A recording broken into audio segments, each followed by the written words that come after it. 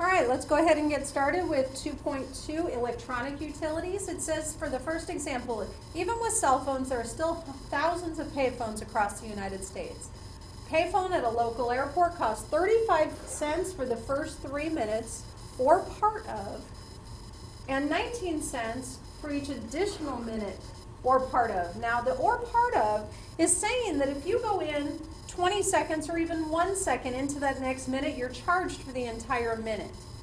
And it says find the cost of a 7.5 minute call. So as I said, if you go into that 8th minute at all, we have to count it as 8 minutes.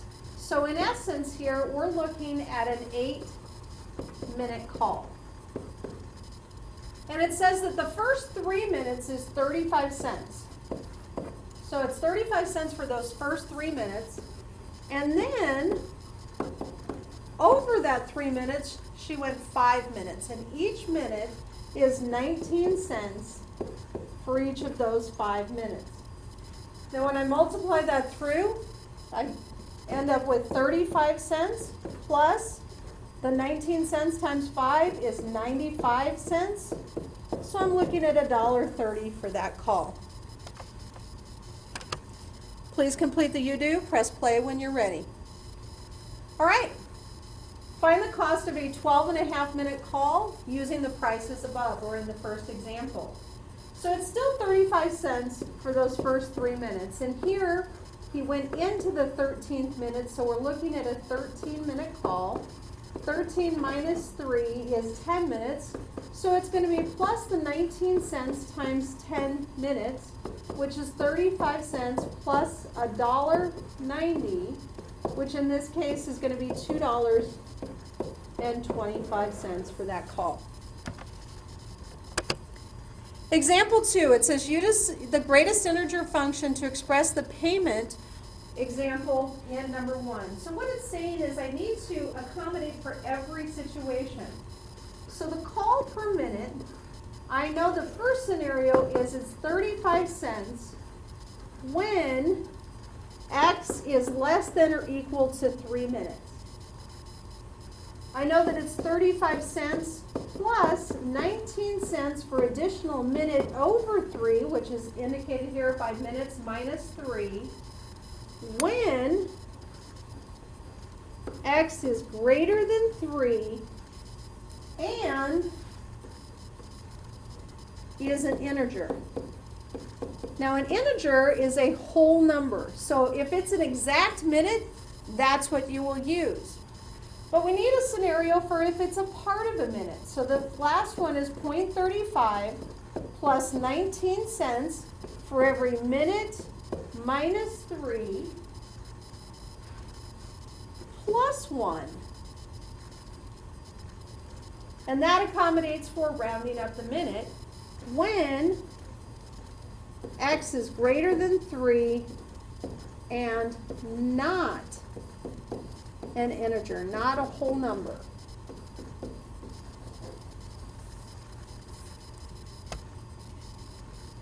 All right, go ahead and give it a try yourself.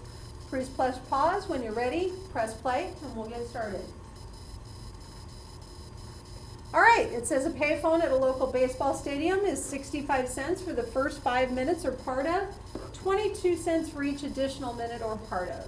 Express the cost of the minute as a piecewise function with the greatest integer function. So the first situation, it's 65 cents when x, or the number of minutes, I'll use m to be consistent here, when the number of minutes is less than or equal to 5. It's 65 cents plus 22 cents times the number of minutes minus 5 when m is greater than 5 and an integer. And the last scenario is it's 65 cents plus 0.22, which is the 22 cents per minute over 5 plus 1 when m is greater than 5 and not an integer. How'd you do? Okay, example 3. The Caltech Cellular phone company has many different calling plans. They have a basic plan per month, which includes a certain number of free minutes, and then they charge for each additional minute. The piecewise function below gives the price of f of x at an x minute calls. Fractions of a minute are charged as if they are a full minute. And here is that integer. It says to describe the cost of the text calls by interpreting the piecewise function. All it's really asking you to do is break this down. So the first thing is it's saying it's $40 when the person uses equal to or less than 750 minutes. So all we're doing is kind of in English explaining how this piecewise function works. The second part here says that it's $40 plus 35 cents a minute for minutes over 750 and an integer, meaning a whole number. Or we'll say whole minute here. And the last part here says it's $40 plus 35 cents a minute, and I'll abbreviate that, for minutes over 750 and partial minutes.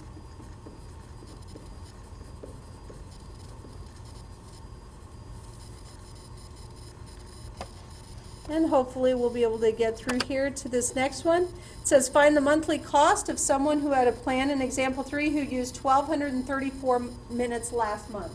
Go ahead and press pause, solve that, and come back to me. All right, so looking at our piecewise function, 1,234 minutes. It did not say part of a minute, so this equation, part of the equation that we're going to be using is that middle one.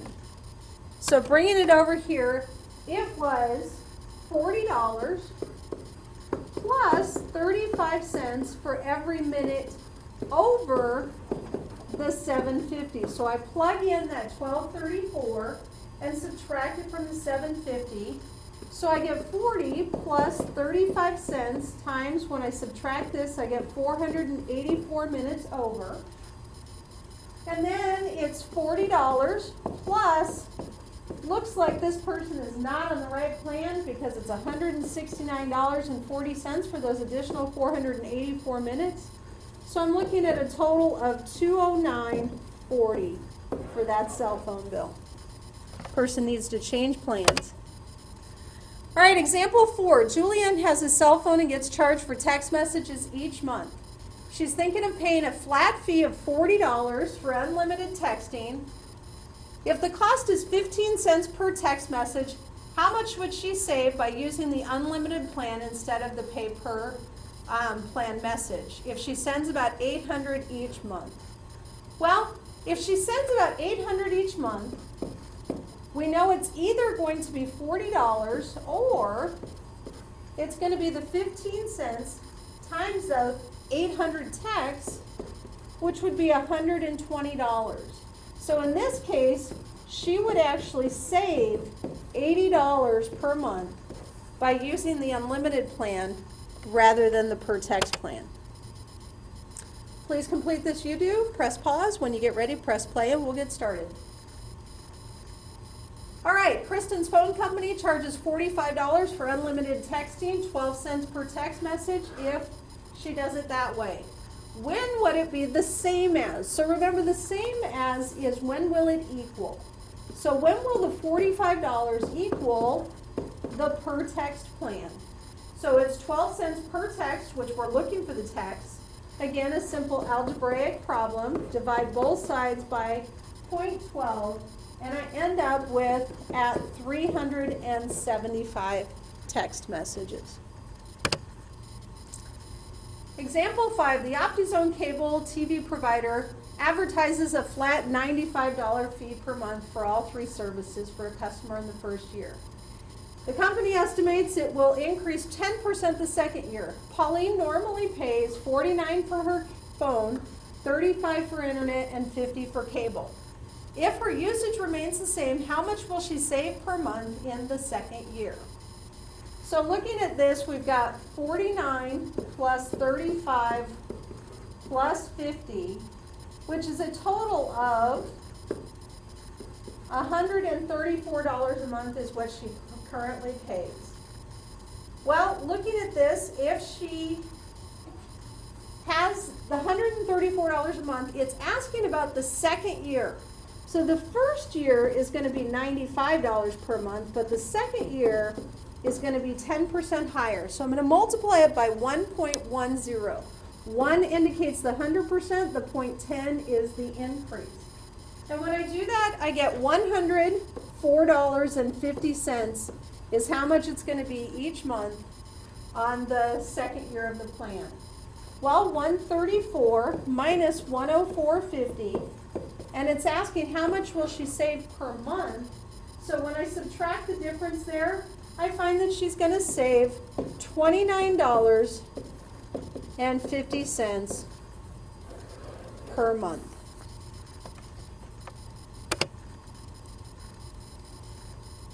Please complete this you do. Press play when you're ready. All right, so now it says instead of it going up 10%, it went up 25%. So the 95 times 1.25, again, the 1 being the 100%, the 0.25 being the 25% increase, gives me an increase of 118.75. So subtracting the 134 and the 118.75, I end up with a total of $15.25. But it's saying how much would she save in the next year, not the month. So I have to take that $15.25 and multiply it by 12 because there are 12 months, and it would save $183 even in the second year. Last example, it says the piecewise function below gives the cost C of X text messages with the Horizon Cellular. Graph the function. Well, I know that it's going to cost $32 all the way up until they hit over the 400. And I went kind of downward there, so let's see if I can get it straighter. Well, it's a little better. And at 400 is where that stops, and then it increases after that point. So a basic graph of this comes out at $32, and if I were to scan down here, it takes us down to the 400, and that would be the graph of this function. The last you do says what are the coordinates of the cusp? Remember, the cusp is where it changes here. Well, it's changing at 32, 400, and those are the coordinates of the cusp. Good job, everyone.